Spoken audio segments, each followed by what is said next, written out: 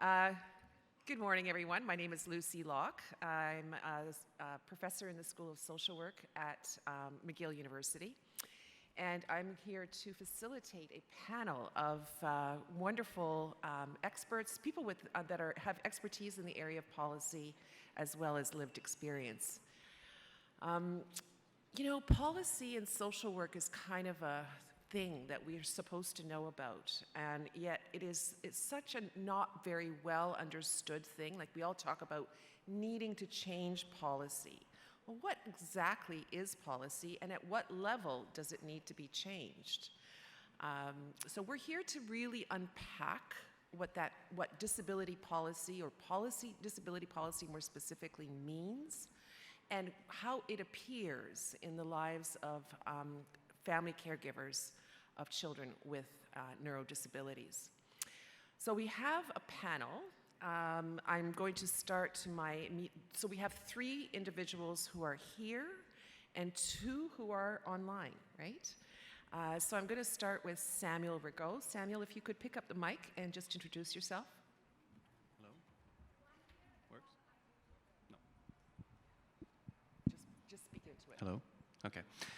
Hello, my name is Samuel Ragot. Bonjour. I'm a doctoral student at McGill School of Social Work on the supervision of Lucy, and also a senior policy analyst at the Quebec Intellectual Disability Society, which is a provincial organization, advocacy organization in the field of intellectual disabilities.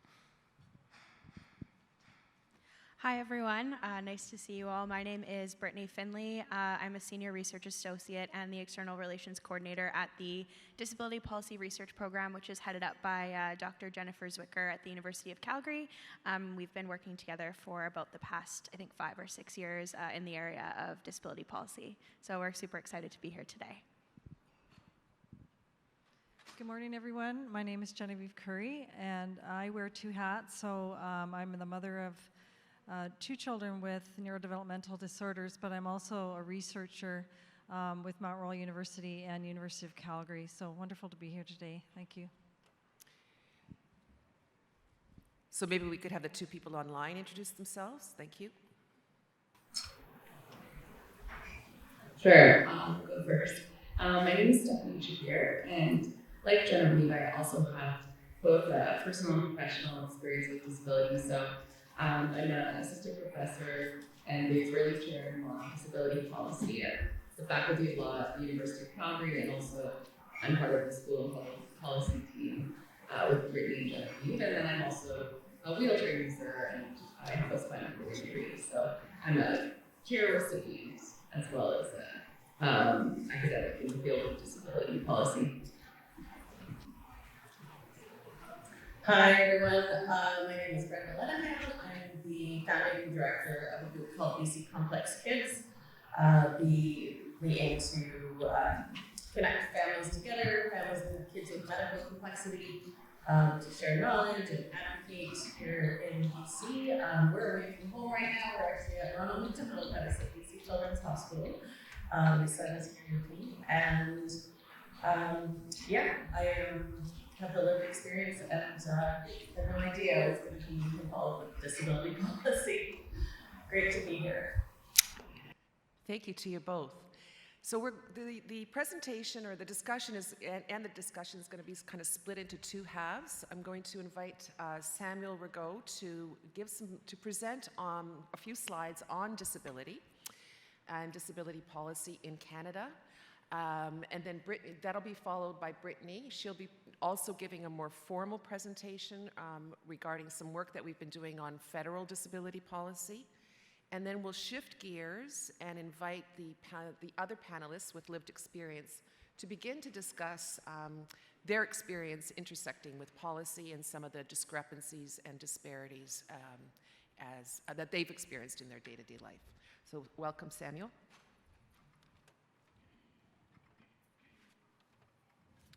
Thank you, Lucy.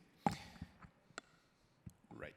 So, let's talk about policy. My apologies. I know it's still in the morning, and policy, but it's not going to hurt. It's not that long, to be honest. You should be fine. So, very exciting. Let's talk about constitutional distribution of legislative powers in Canada. And the reason is you really have to understand this when you want to tackle the question of access to services and health and social services especially. So as you might know, and not everyone knows, which is fine, federal government and the provinces and territories have distinct responsibilities when it comes to the Constitution acts. And so generally, province and territories are in charge of providing the population with services, like especially health and social services. So you rarely would have the federal government distributing services, especially for most of the population, but you would have them in indigenous communities. So that's kind of the exception to the rule. And the federal government, for its part, can really regulate, adopt legislation on its own, areas of competencies, and even though it's sometimes tried to overstep it, and we've seen it recently with the provincial and federal kind of wars, but it does provide funding to province and territories. So that's kind of how it intervenes, really, at this point. And so maybe kind of like, it's not on the slide, but just ballpark, are people kind of familiar with the concept of what is a policy? Just like raise your hand if you have an idea in general. Okay, that's what I thought. It's totally legit, actually. But like realistically, policies rule all of our lives. So it's really kind of important. You can't live without policy.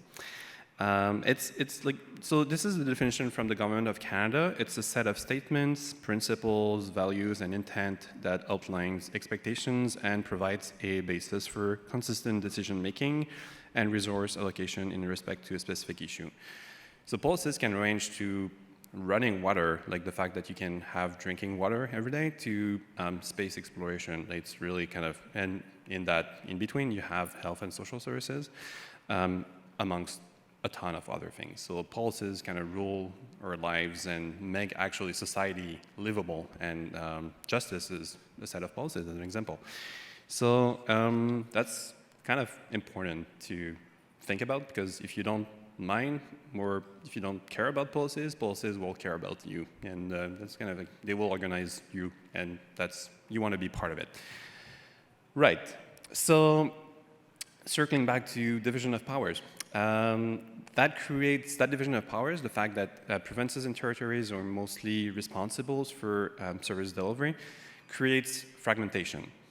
And so this is an issue, and it creates actual different models for different policy choices that exist. So you could have some provinces that have direct funding, such as Western provinces. But you also have provinces such as Quebec that prefer to have the state providing services. So those are different models, those are different types of policies, and it creates fragmentation. So when we talk about fragmentations, it's kind of a mosaic or a patchwork of services that vary based on where you are in the country. And that's not just something that doesn't really kind of matter, because we'll see later that it has an impact on families and individuals. For its part, the federal government has taken a kind of more involved stance in the last few years. So we've seen the adoption of the Accessible Canada Act that provides accessibility standards and obligations for federally regulated entities, so transportations, communications, and other areas, banking as well. And we have seen also the Disability Action Plan. That's kind of an important thing that was following the Accessible Canada Act, and provides as well obligations, but also priorities for the federal government, which is really important. And finally, this year, actually, the adoption of the Canada Disability Benefit, which is meant to provide persons with disabilities with financial support and lifting those people out of poverty. We'll see how it goes. We still haven't kind of, thought of the details, but it will come in the next kind of 2 years, give or take. Hopefully it will work. Fingers crossed. To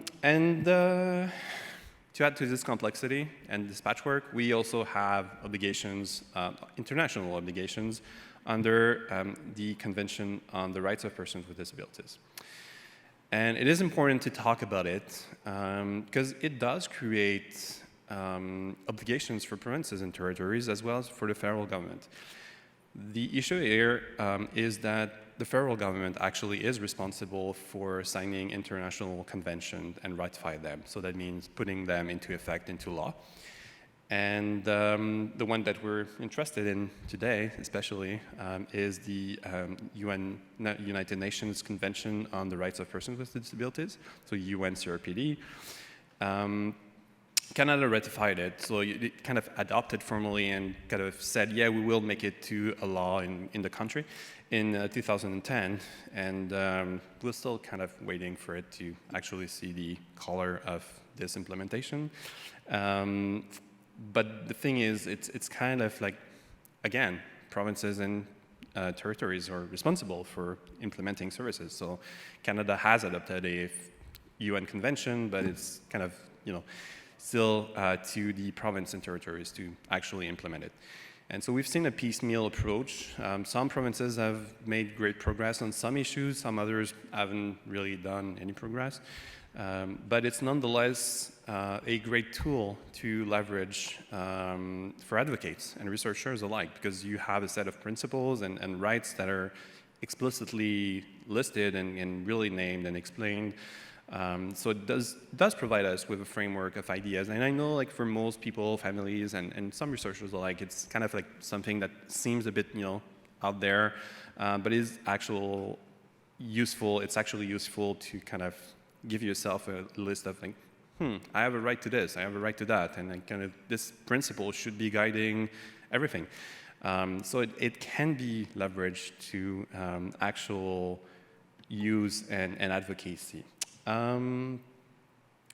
So how does policy fragmentation affect access to services? So, like, I know it's not just a nerd, like policy nerd pet peeves, like it does have impacts. It has real consequences. And so the first one is it's difficult to navigate services and know what is offered. And so that's the first thing, right? Like we've been talking about like a Canadian framework and blah, blah, blah, but it's all interesting, but it's literally provinces and territories. So like we can't just say we'll have services in Canada that will be like this, because it's, at the end of the day, it's up to provinces. And the fact that there are very different services between provinces and very limited portability makes it more difficult. So portability is the fact that you could change province or territory and get the same level of services. Well, it doesn't work. It doesn't exist. At this point, it doesn't. So if you just said like, I'll go live in Quebec because I somehow want to learn French, which probably not, but you would not have the same services as in Ontario, as an example. It also affects the service quality and intensity based on where you live in the country. So you can have the same needs and move to another province and not have the same services. So this is kind of a big issue as well, because you don't have a consistency across the country. And it might discourage families from moving to other provinces. And even in the provinces, you often see differences in regional services. So you can have services in some regions and other regions that have literally nothing. And that's something we've seen a lot in Quebec, actually. Right. So now that we kind of all know this, and I mean, all parents and all families and all individuals here kind of know it's difficult to access services at this point, how do we simplify things as much as possible anyway? And so navigation, help, and support. So what we've seen is we have several tools that exist already, right? Like to navigate services. You have Aid Canada, you have like a lot of different things, even at the provincial level. And you also have advocacy organizations that do a lot of work, that do kind of, trying to help people navigate services. You have local organizations that do that as well. But there is kind of a lack of an overall understanding and evaluation of services in Canada. And that's kind of a big picture thing, and also kind of what are the different services that exist, what is good in some provinces, what is less good or bad at some point. And so we've been working on a series of reports, and Brittany and Lucy and Jennifer and other people as well. And we kind of want to study what services exist at the federal level, but also at the provincial level and the territorial level. So it's kind of a segue to Brittany to explain to us what the first reports are. All right, thank you. Thank you very much, Samuel. So I'm going to call on Brittany now to do the next piece, talking about some of our findings from federal disability policy. Thank you. Excellent. Thanks, Lucy. Can you guys hear me? Sorry, I feel a little short for this microphone. My previous presenters are a little taller than me. Okay, there we go. Hi, thank you so much for coming to attend our session today, and thanks, Samuel, for starting us off. I'm going to talk a little bit about the report series that Samuel alluded to, and then talk a little bit about the experiences of parents and caregivers that we've heard from in some of our work to kind of segue us into the second half of the panel that we're going to hear from more people and hear about their own lived experiences and research. So the Disability in Canada report series is a collaborative project between myself, Lucy and Samuel at McGill University, Jennifer Zwicker, and KBHN. KBHN is helping with funding and publication of the report. So as Samuel mentioned, we're planning to do, we have a federal report that's been completed, and then we're also planning to do a provincial and territorial report. The framework of these reports is the United Nations Convention on the Rights of Persons with Disabilities, as Samuel just talked about. So essentially, we map the different policy tools in each jurisdiction to the different articles under the convention to show how policy can link up to the United Nations Convention on the Persons with Disabilities and also help our country to achieve the goals outlined in that convention. Both reports include 4 different elements, which I'll go through briefly. The first is an introduction to disability policy in Canada. So we just provide a little bit of an overview of what policy is, what it can do, and what it looks like in Canada, just to make sure that the readers are all on the same page going into the report. The second aspect is an overview of different policy tools for each jurisdiction. So some examples of things we include in this report are legislation, plans of action, and programs and services. So I'll give you an example from the federal report, which is completed and kind of in the final stages of being released, but these are kind of the different elements that we describe throughout this report. We talk about the United Nations Convention on the Rights of Persons with Disabilities, and we actually apply a bit of a framework to the different articles and put them in different categories to show how different areas of life are represented by the different articles. We talk about federal laws, so we provide an overview of 14 laws related to persons with disabilities in Canada. A lot of laws impact the lives of persons with disabilities, even if they're not directly, they don't have necessarily disability or accessibility in the title. An example of that would be like the Income Tax Act. So we provide examples of those, and we include, as Samuel talked about, the Accessible Canada Act and the Canada Disability Benefit Act. We also talk about federal policy priorities, so we provide an overview of the Disability Inclusion Action Plan, which is Canada's federal plan to make Canada more accessible with 4 main pillars of action. And then finally, we talk about different federal programs. There's, I think, 27 federal programs included in this report. With federal programs, they're largely delivered through the tax system. So these are tax credits, deductions, rebates, and then also some grant and subsidy programs, as well as programs provided by Indigenous Services Canada. The last 2 elements of this report series are, I think, what make it particularly unique. Is that we include statistics related to the utilization of programs and services and barriers and facilitators to accessing programs and services. So we really try to integrate the experiences of families as we've learned through our research to show that on one hand, yes, it's important that these programs and laws and policies exist, but the experiences of people trying to interact with these programs or access these programs is in reality can be a lot different, and there can be a lot of challenges associated with that. So we think it's important to show both sides.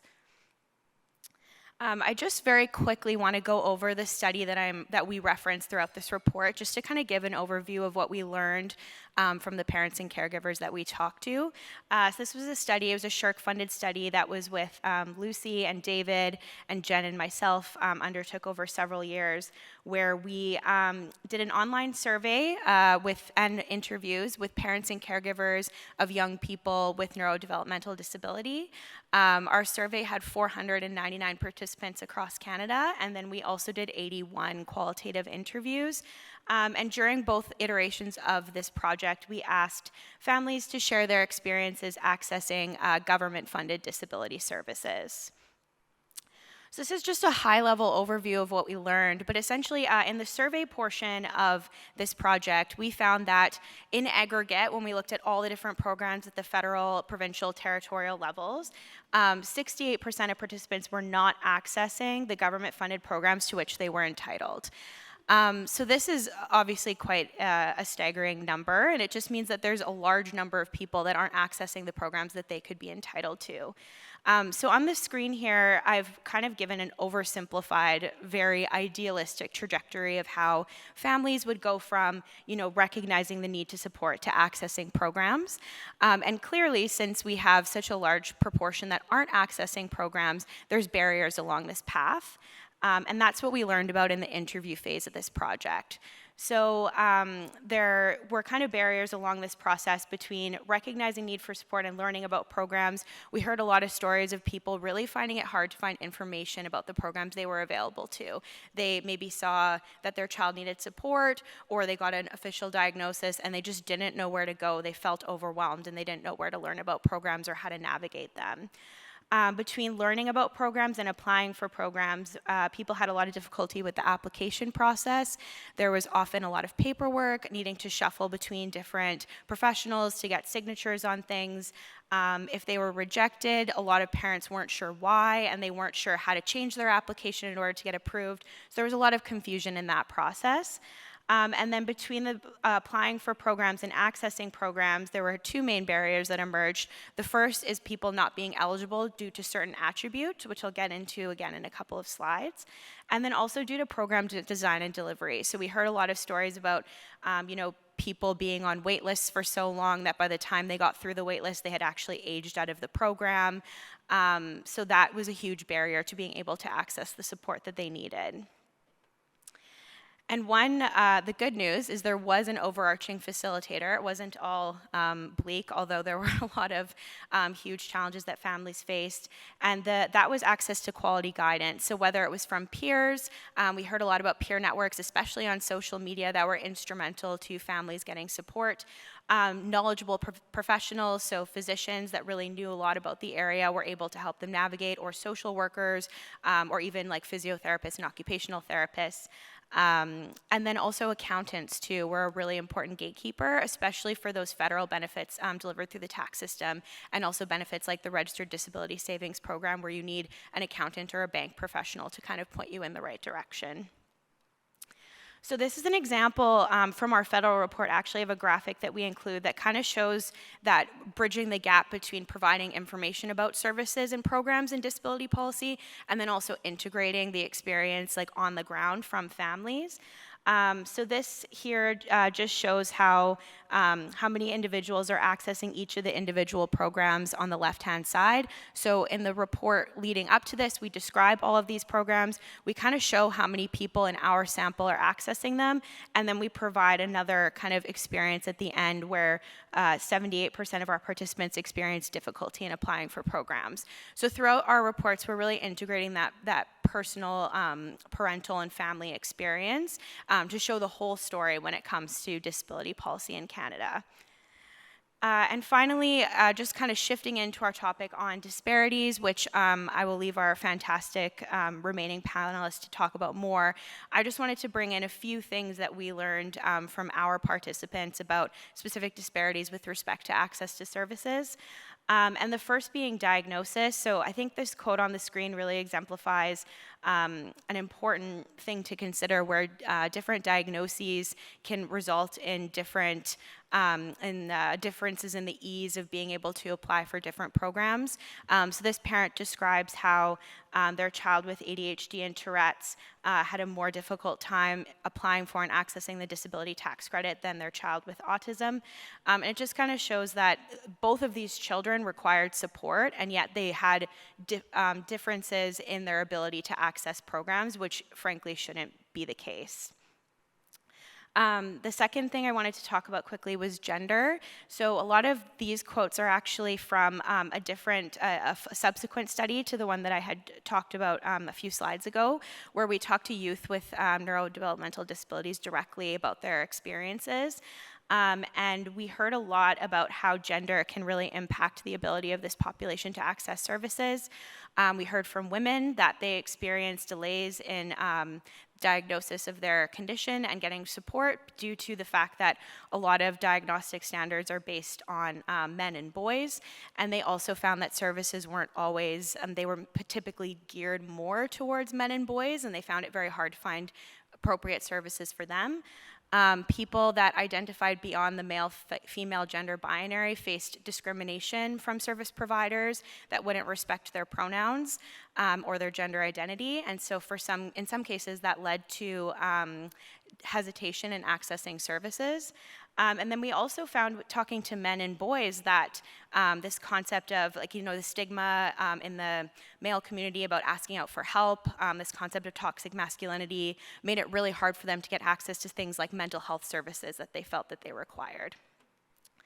And then the last thing to discuss would be kind of the divide between urban and rural areas in Canada. We talked to a lot of people residing in more rural areas, and we found that they had a lot of challenges accessing services compared to those in bigger centers. A lot of the times they had funding that they could use for various programs that would help their children, but they couldn't access it simply because of where they lived, or they would have to drive really long distances to get the support that they needed. So with that, I'll wrap up and pass it on back to Lucy, who will bring us into the next portion of the panel.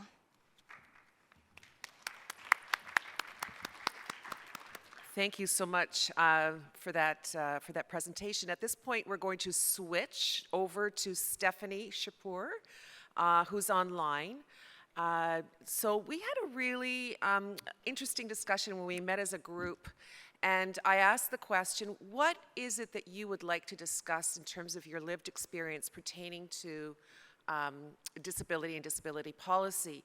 And so I think that Brittany's really started with this theme of disparity and the despair related to disparities. And so each of the presenters actually could articulate, or was able to articulate, how their lived experience can be expressed as a disparity. So at this point, I'm going to call on Stephanie to give us, to present to us and to talk to us about her conceptualization, thinking, and experience about disparity. Hi, everyone. Hope you can hear me well. So the way that my lived experience has influenced my research, you might be surprised, since we're talking about kids with disabilities and I'm an adult with a disability, but let me explain to you a little bit about how my personal experience led me to some of my research conclusions or paths.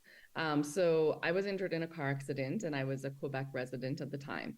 And so I'm going to show you the ways that we can think more broadly about policy, even in including public insurance programs like the one they have in Quebec. So in Quebec, when you're a driver, you have a driver's license, and you're automatically part of a public insurance system there called the SAAQ. It's French, so I won't get into that right now. But in my case, I have become a lifelong beneficiary since I was in a car accident while a resident of Quebec and holding a Quebec driver's license. And what I noticed with people I knew that had also been injured and had a similar disability like mine, we had both broken our necks, and another person I knew had been hit, a tree fell on her, for example, and she did not get the same generous level of benefits that I did. And so we discussed, and just in my own rehabilitation from my injury, we discussed the differences in the benefits we had access to just because I had been in a car and she was on a camping trip and hit by a tree. And then when I moved back to Alberta after spending some time in Quebec, I was then confronted with the ways that Alberta policy was different than my own disability benefits through my no-fault car insurance. And what I noticed in Alberta, for those who did not have the benefits I did, those were also different. So you can see how the way that you become disabled, or as was discussed earlier by Samuel, the region you're in when you become disabled can be really important. And so it started getting me thinking, why is the way I became disabled changing my access to particular benefits and also the province? And what I noticed in general in the way that I looked at this problem is that the benefits that are available to people who become disabled by way of injury are much more generous and different in the way they're administered than people who become disabled in other ways. And that really affects kids with disabilities who are born with disabilities, particularly kids with neurodevelopmental disabilities, because if you're born with a disability, you often will never have access to those generous benefits that are available to people who become disabled by way of injury, unless you're very unfortunate and you are in a car accident when you already had a disability. And so you might, in one way you're unfortunate, but in another way you're really lucky, because the benefits available to people disabled by injury are often much better. But it's not only in terms of the amount of benefits, for example, that you'll get, to compensate you for that loss of becoming disabled by way of injury, but in the way that they're administered. And so let me explain what I mean here. So I looked at the issue of home care and the way that home care benefits are funded. In my case, the Quebec program, the no-fault car insurance, which is a public insurance, money is placed directly into my bank account, and I then dispense that money as I wish. There's no timesheets. There's no constant reassessment of whether I'm still disabled. It's literally just money is placed and I use it as I wish. And most importantly, for my research that I was doing on family caregivers, I am permitted to pay any person, including my family members, and I have paid my family members, and that's explicitly allowed. Well, if I was injured, like my friend who had a tree fall on her, she did not have those benefits, and she was receiving home care through the public system, which, as was mentioned in Quebec, is administered by the state, and she does not have the ability to pay her family. And then in Alberta, under the policy that's available to adults or kids, you are explicitly prohibited from paying your family members, even if you're administering your own direct funding, as is available in many provinces. And so I looked into this further, and I started doing research in personal injury law, because as a legal academic, I was thinking about the other ways that we compensate injured people. And when I did research on personal injury law, I discovered that back in the 70s, the Supreme Court of Canada, it was a landmark case about damages in personal injury lawsuits, said explicitly, and this is a very gendered statement, so it's evolved since then, but the Supreme Court said the wives and mothers of injured men should not have to provide their care gratuitously. And so that statement has led to the position in personal injury law that family members are to be compensated for the care they provide. And so if you look at personal injury cases throughout the country, because what the Supreme Court says is the law throughout our country, there's damages are provided to those who are able to sue in personal injury law for the care that's provided by their family leading up to the trial. So past care, even if you didn't pay your family member, even if they just provided the care and that was it, there's no record of time.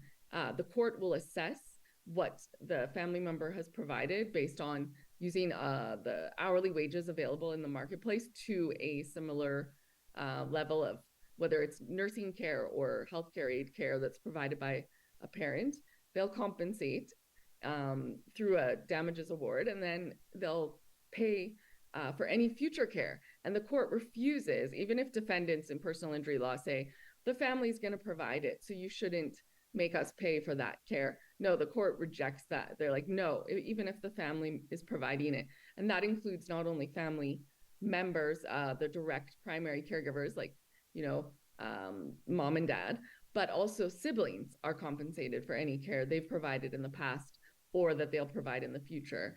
And so the huge difference, as I mentioned, between the types of benefits available to injured people is that there's no one watching how the money is spent. Courts refuse to reduce the amount just because family will do the care. And there's not that constant surveillance of the state checking in, seeing, is the family scamming the system by using this money in ways that weren't approved. And so there's a huge burden taken off families who received a large personal injury award, whether it's for an injured child or an adult.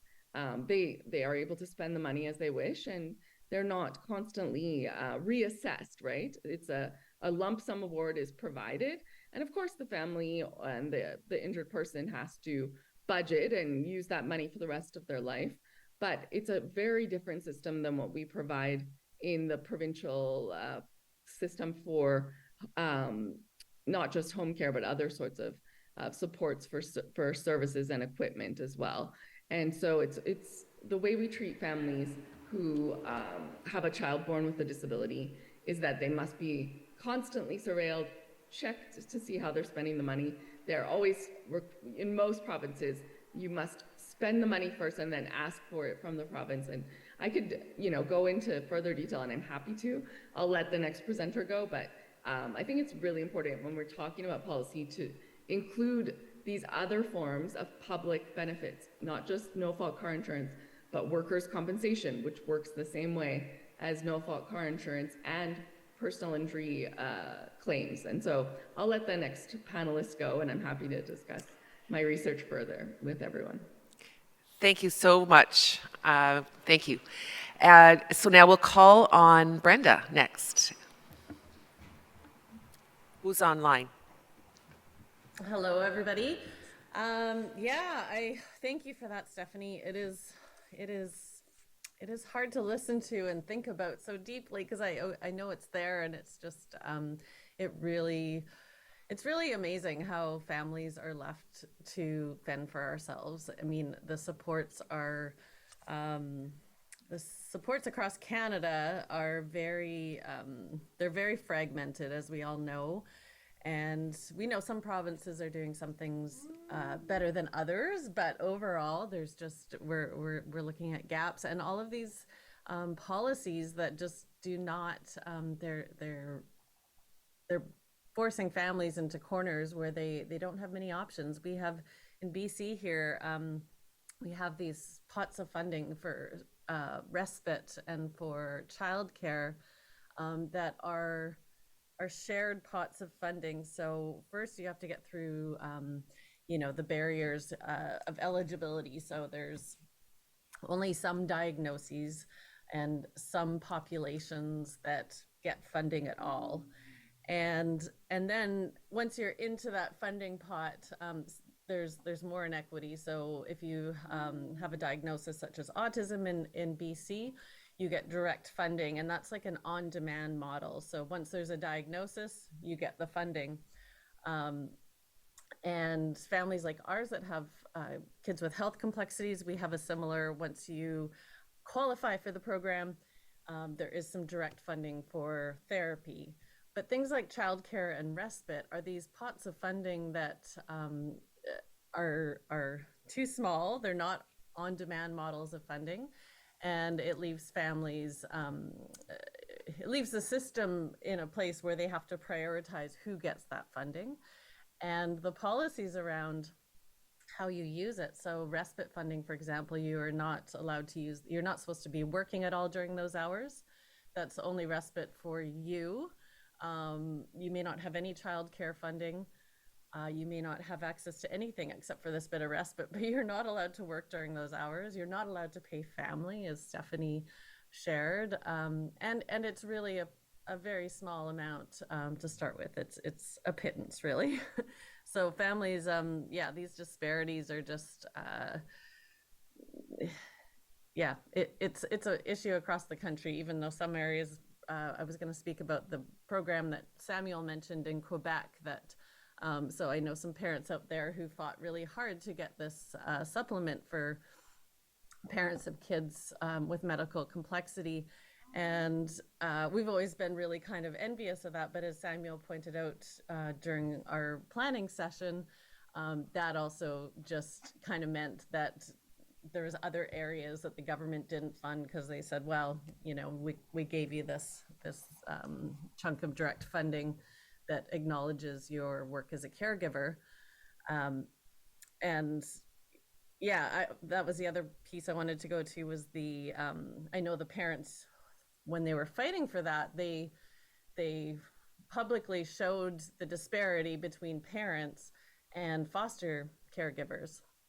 That was their sort of public advocacy argument to get that benefit. And we've been advocating around that as well here in BC. But yeah, with fear that, as Samuel said, you might end up getting that, and that might be the cutoff that, you know, we gave you that little piece and now you're good. But we know in BC, essentially parents are left with very few resources, and you know the system, the social workers don't have a lot to offer you. And what they do offer you, if you show up at their door feeling a need for more support, self-advocating for that support, if they don't have anything to offer you, the thing they do have to offer you is a placement, government placement for your child. And that door opens all of the supports for your child, but not in your home, not in your care. You sign many of your rights over, and now a foster parent, or if they can't find an appropriate home through foster care, it'll be a government staffed residential home. Through that process, all the support you needed will now be available for that foster parent, or for in the residential staffed home. Things like accessible home adaptations, accessible vehicles, caregiving benefit supports, financial income supports. You know, 24, if it's a child with high nursing needs, a 24/7 nurse will suddenly be there for that child when parents are really just asking for adequate and appropriate support at home. But our policies are, you know, a lot of our policies date back to in BC anyway, they date back to when parents started fighting to have their kids at home with them instead of in institutions. And at that time, a lot of women were not working yet. And so there were maybe, you know, in this day and age, we know that we want to work, we need to work, we need an opportunity to thrive financially. And these policies and systems are really archaic, and it's causing a lot of suffering in our population, and that whole idea that how unvalued we are by society or by policies in our society, that just they don't value that home environment, that family preservation, and they really it's hard to believe that families, that's the option they're given when they're looking for support. Yeah, I think I will just leave it there for the moment. And thank you, Brenda. We now have Genevieve who will be presenting. Go ahead, Genevieve. Thank you, Lucy. So I reside in Alberta, and I have a son with a rare neurodevelopmental disorder. And so he was diagnosed shortly after birth, so we knew quite quickly that he had severe disabilities. And we are unique in Alberta, I understand, because we have the Family Support for Children with Disabilities, FASD support. And I know I've talked to other parents who've actually moved to Alberta because of FSCD. It sounds wonderful in principle, and I know I am reminded when I've spoken to other parents with my research hat that they don't have some of the services we have with FSCD. But FSCD as well certainly has many challenges. So once you are approved for FSCD, which can take quite some time, depending on if you have a diagnosis or not, if your child has a diagnosis, they're very reluctant to tell you what services and supports are available to you. So you need to know what to ask for in order for them to give them to you. And I know that they're operating on a scarcity model. So they have just so little resources to go to the vast number of children who have disabilities across the province.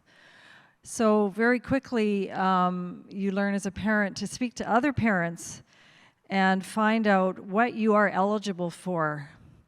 And then you try and negotiate for those services from your social worker. And I have a well-educated, very privileged family, and we speak English, we have a good income, but I have had to really advocate very hard with some of the social workers to get the services that my son needs. You also have to present the worst case scenario.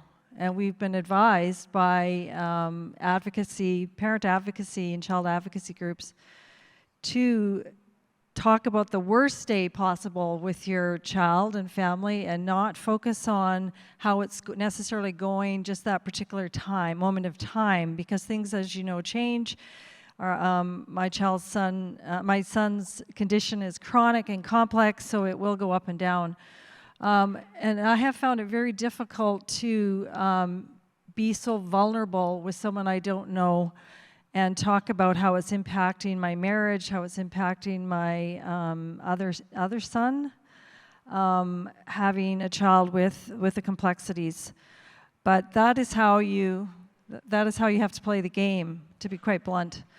And I've even asked some of the workers, do you have an algorithm that you're using to determine what services my family gets? No. Well, how are you distinguishing that my son, who has Prader-Willi syndrome and autism, is getting something different than another family who I've heard is getting more, for example, or less? So it is very hard, I imagine, on the social workers determining who needs what and making those decisions. Every family is eligible, once you're in FSCD, for a certain amount of respite, as Brenda alluded to. But again, you have to ask for that. And the respite, you need to train and find your own respite workers. You have to pay them out of your own pocket and then be reimbursed by the government. So that can be a disparity for lots of people. And you can't hire family members, as Stephanie said. So even though my son would be much better off with somebody who understood his condition fully in my family, particularly with his complexities with Prader-Willi syndrome, I am not able to hire my niece, for example, or somebody who knows all the strict regimes we have to provide for him. And then you go through multiple caregivers who are unaccustomed to dealing with the complexity of your child's disease and some of the behaviors that are challenging. So you have to keep hiring. I probably hire a new respite worker, at least 1 or 2 every year. And so there's certainly disparities. There's disparities around who has access to therapy and who doesn't. And so certainly my son, one of my the workers did not consider that my son should be eligible for physical therapy, occupational therapy, speech therapy, behavioral therapy. So I had to advocate with people from the Children's Hospital and the care coordination team, if there's anybody here from that marvelous program at the Children's. And they sat at the table with me while I negotiated with a panel of providers from the government to get these specialized services supports. And they've been life-changing for my son. But I wouldn't have had that when I tried to get it on my own. I was denied. So it takes so much advocacy from parents and knowing how to play the system, finding your allies, and the burden that parents are already carrying with looking after their children and managing their care needs, and then on top of that, trying to navigate through these policies and these systems, when really so many of these families should be eligible for these different services. So again, I think all provinces need something like FSCD where there's services available, but it's not transparent and it's certainly not equitable. Thank you. Thank you, Genevieve. So we're going to switch gears a little bit. So you've heard about some of the lived experiences, the fragmentation, and some of the actually shared experiences. In spite of the fact that policy is fragmented, there are shared experiences across the provinces in Canada. I'm sure there are many of you who could probably stand up and tell also very similar stories based on what you've been through and what you know about. So we're going to shift towards thinking about solutions. What are the ways forward given these disparities? The most obvious, of course, is more money, right? Like, we just need to advocate for a better understanding of what the actual needs are, to ensure and to push on the front to ensure that there's greater resources allocated. But what else? What else can we do? So at this point, I'm just going to turn to the panelists and the folks online to think about what are the ways forward here. I mean, please don't. I'm happy for you to also speak about the need for more resources. I just know that that's the most obvious one. But how can we achieve that? In what ways can we achieve that? What's needed?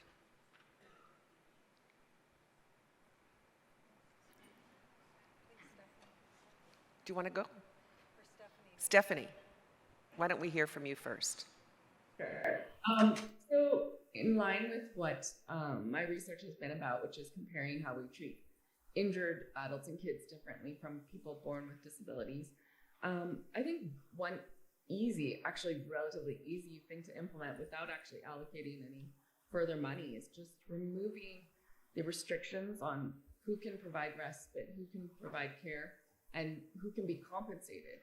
We wouldn't actually have to change the amount if we just removed all of that red tape and rules, as if families can't decide who's the best person to provide care, and as if caregivers shouldn't be compensated for the work they do. And if courts can do it, courts are doing this since the 70s. They're analyzing what is over and above what a family care would be provided to a non-disabled child.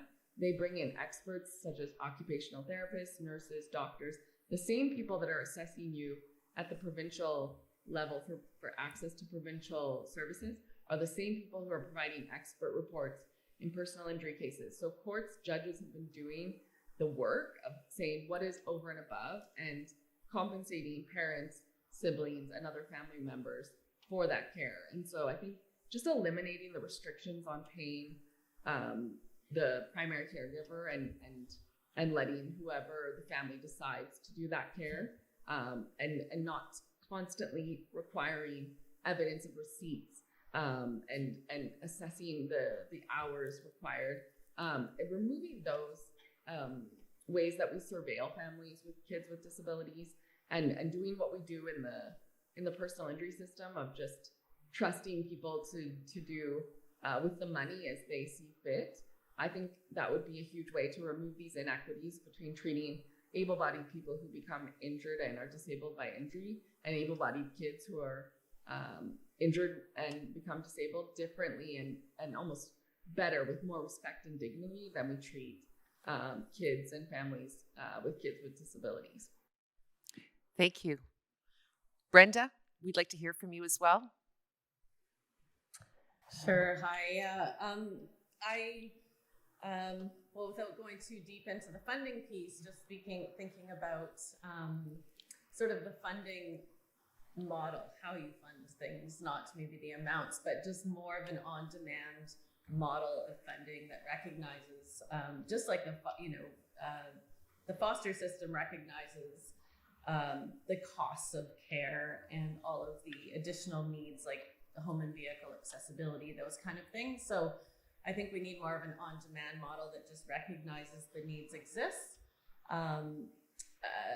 similar to the NDIS actually in Australia, that is run on more of an on-demand model. It's the supports are there as needed, direct funding. I know there's some challenges with their system that they're working through right now, but overall the concept of it is not one of scarcity as was talked about. It's one of there's a need and the system is set up to support that need.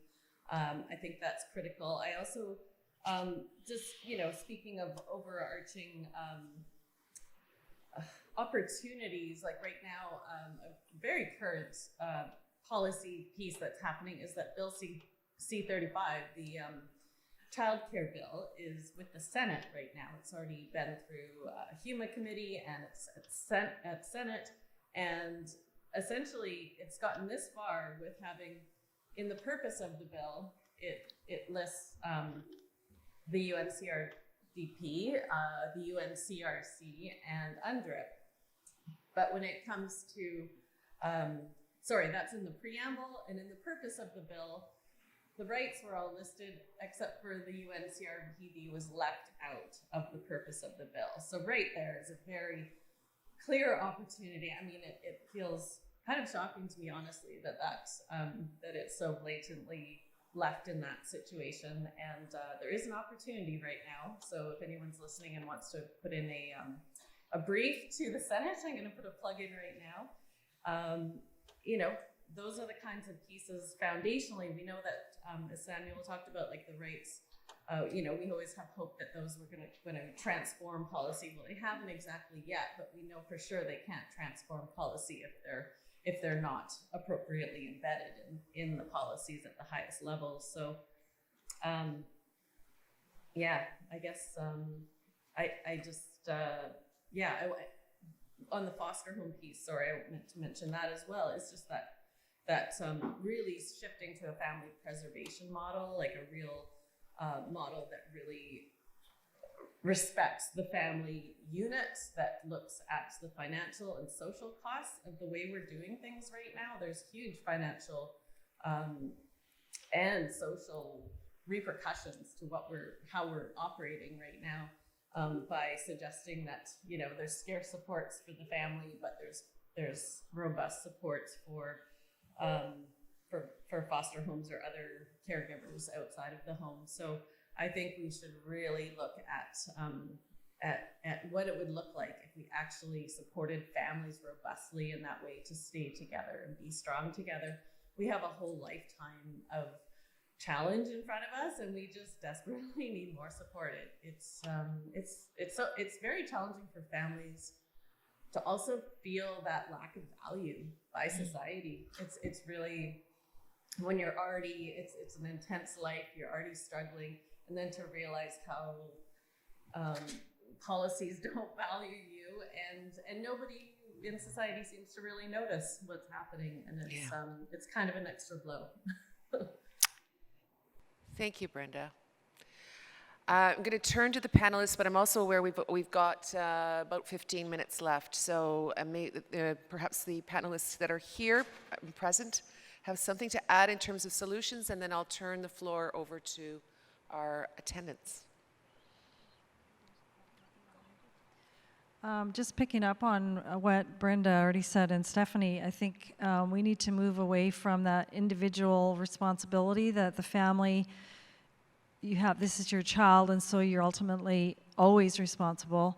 And that sense, as Brenda said, that you're not valued because you have this child that's costing the system so much money, that when you have to go in front of a panel and plead for services that are necessary for your child to be able to participate in life, there is a sense of devaluing for sure. And so, as Dr. Rosenbaum talked about in the keynote, more of a sense of a collective responsibility and focusing on the family as a unit who needs that support to move forward in everyday life. And then if we can support the families, then we wouldn't have so much breakdown with mental health issues and the burden that both parents and the siblings have a lot of burden as well.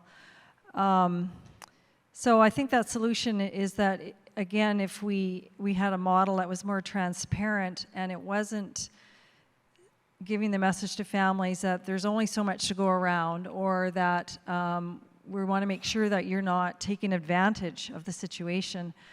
And so you have to jump through so many hoops in order to get services for your child, instead of honoring that families are doing the best they can if they're coming for services, and they shouldn't be afraid to come for services. That's what other families have told me. They don't even bother with FSCD in Alberta because they feel so belittled by the whole process. So I think if it, again, could be authentic and honoring the work of families and respecting that and supporting that.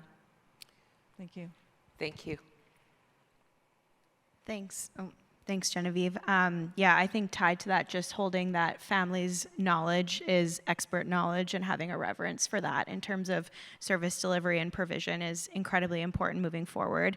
I would just say from our work and what we've heard, I wanted to, if you think back to that schematic I presented with all the stop signs and then the green arrow, I think leveraging that green arrow of having access to quality guidance is a great way forward. So thinking about the professionals that individuals are coming into contact to, and then making sure that they have the tools and education to be able to support the people that they're interacting with. So I think education, we've talked to providers in certain provinces as part of a different province, but they've suggested to us that having professional development courses that can count as like continuing education credit or whatever their college requires them to do about accessing disability programs, about showing them how to fill out forms properly, especially for the disability tax credit, which is a really kind of integral program for a lot of individuals. So I think equipping more professionals with the education, whether it's occupational therapists, physiotherapists, physicians, accountants, with the knowledge, so that when people are coming to access services, they're accessing knowledgeable professionals more frequently, is an incredibly important way to make sure that more people are learning about programs that they're able to access, and then getting the support along the application process. Okay, thank you. 10 minutes we have left, including audience, so let's have the last summary, and then we'll open it up to the floor. I'll try to make it short. I see three things that can be done and probably should be done. And the first thing is you kind of have to change the way we think about individuals and families. That's kind of at the root cause of pretty much everything at this point. Because policies are designed by humans, right? They're designed by me, you, everyone in this room is kind of involved in policy in one way or another. You're voting, so you're actually voting for people that will design policies, right? And so those humans have belief systems, right? They believe that either someone's life is worthless, or it's worth something, or it's worth more or less, and it's rooted in ableism often. But that's really the first thing. So when you think about policy, you also think about the humans that are writing them, and they're not necessarily not wanting to do the right thing. They just don't know any better. And everyone in this room is potentially every day susceptible of being ableistic in one way or another. I am, certainly. It just cannot be perfect. So you kind of have to think about, those are humans and they're created by humans, right? The second thing is public priorities. We have to do a better job at advocacy, and I'm wearing the advocate hat at this point, because we've heard about different type of programs and different approaches, but those are also kind of rooted in why and how those programs are created. And so if you have an insurance program such as the car accidents insurance programs that exist, then you kind of take into account the fact that people have contributed to the system, so they kind of deserve it. Whereas if you have a public system, it's kind of like, well, we'll put money into it, but those people are not necessarily contributing to the economy, and that's a very toxic way of thinking about humans' worth, as in how much you're contributing to the money and to the money pit. It's terrific. It's terrible. We shouldn't do that, but it's still something that exists at this point. So thinking about how do we create those programs, the type of choices that we make into creating programs, that how the parameters are set, who has access, who contributes to it. So that's kind of one of the things that we can work on. And the third thing is really kind of bringing and helping families. And so we've heard about family supports and navigation efforts. And that's really something that can make a difference, because when you actually support families, you can see the outcomes get better. And it's especially important for families that are at the intersection of oppression systems, right? Like, can be language, can be color, can be gender, can be immigration status, it can be indigeneity, it can be a lot of things. But those families, when they have access to support, usually have better outcomes. And so that's kind of like the third thing that we actually can do, and we are doing in some levels, and we've heard of other people doing it. So that's one of the solutions as well. Thank you. I'd like to thank the panelists for a brilliant presentation and discussion on these really pertinent issues, and I hope that it's enlightened you to what policy looks like and how it lives. At this point, I'd like to open it up to any comments or questions from anybody here.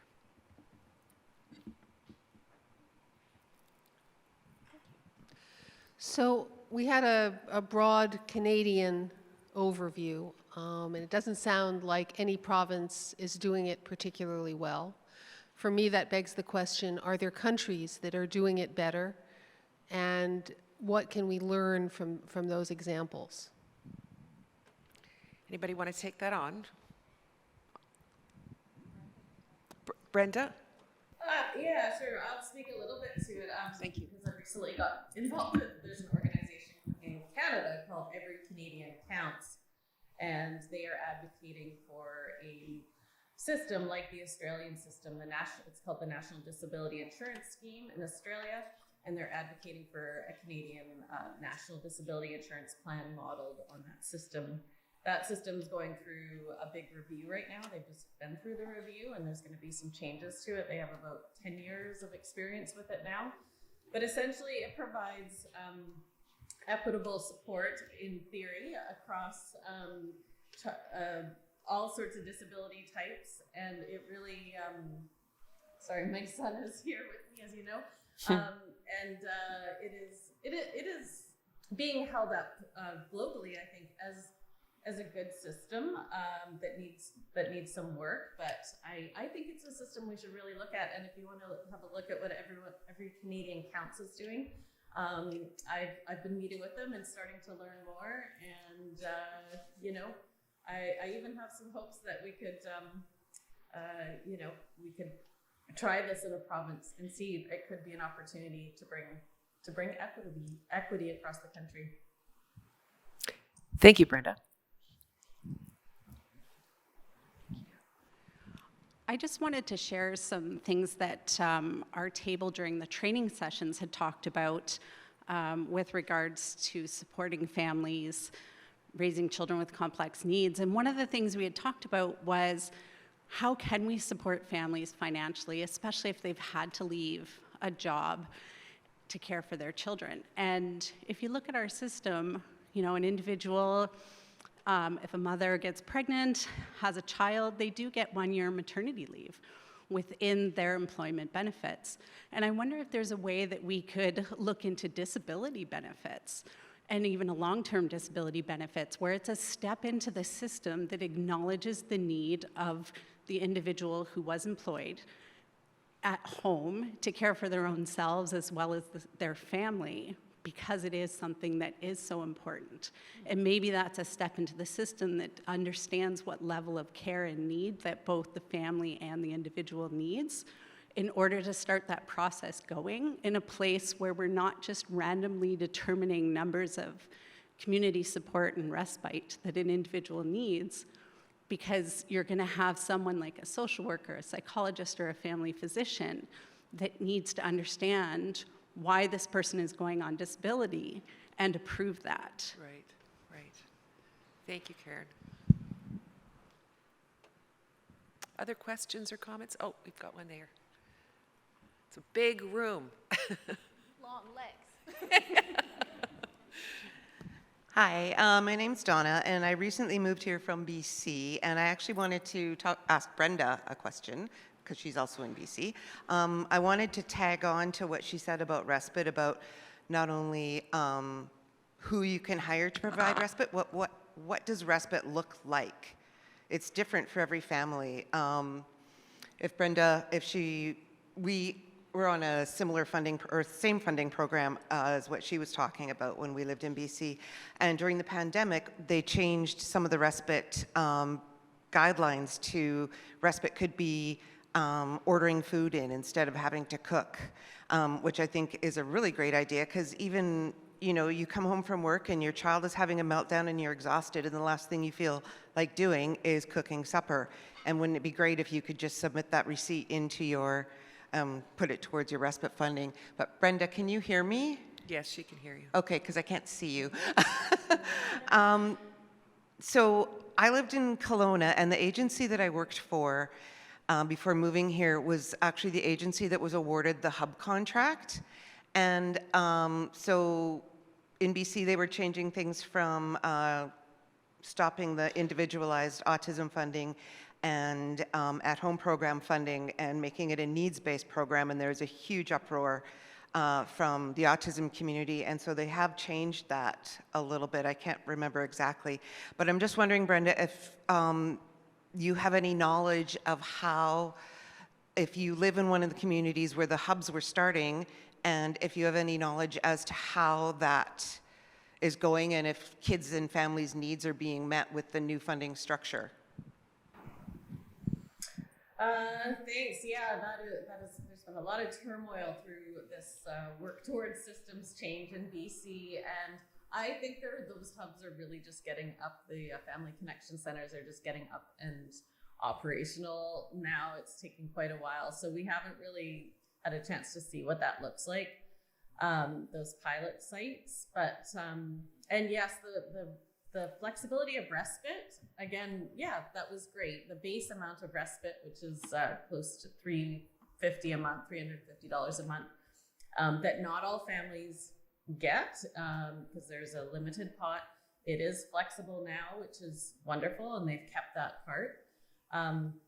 Except that it's that base amount. So if you get any respite above that, that, you know, it isn't flexible to, you have to hire somebody. You cannot use that money to pay yourself or a family member. So we did get some, we get some small wins, but yeah, overall that part remains.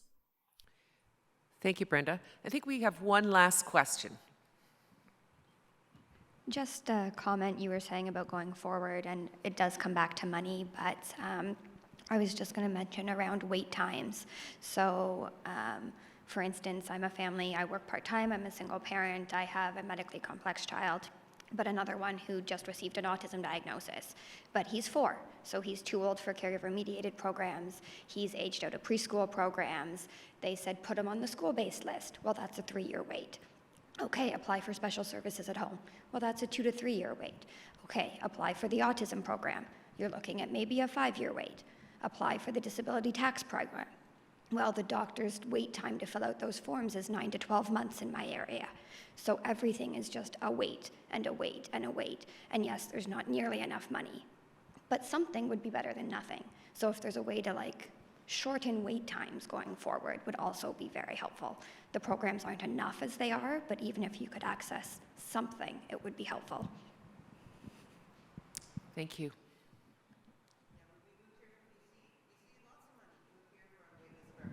Right.